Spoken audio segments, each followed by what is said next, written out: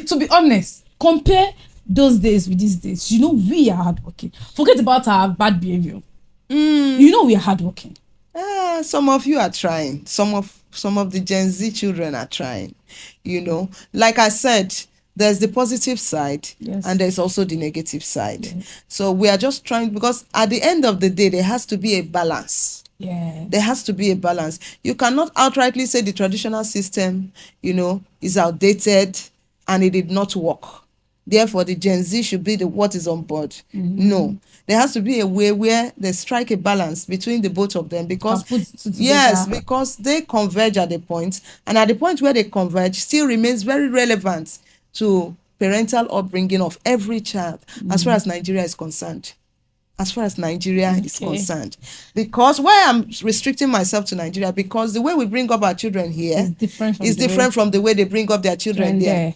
There, the moment you strike a child, they'll call 911 for you. But here, you know, I have a friend who just brought her children down, and immediately they got to the airport and they got into the Uber. She gave the child 1, 2, 3, 4, 5.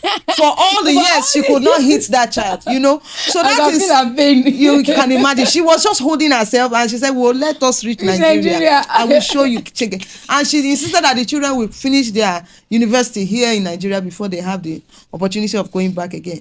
So you can imagine what that woman had been going through, and she decided that, well, all of us are coming back to Nigeria. We move, yes. So that was it. So the upbringing, the modus operandi for bringing up children over there is quite different from the way. But I would make bold to say that the traditional system of bringing up children is very relevant.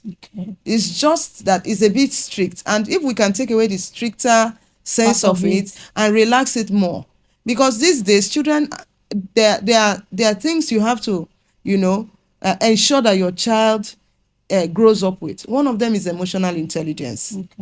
Emotional intelligence. We had a story of a child that was a first class, you know, at in the UK university, and when she came to Nigeria, somebody just walked up to her and said, your mother said, give me your laptop, give me your phones, and give me your bag.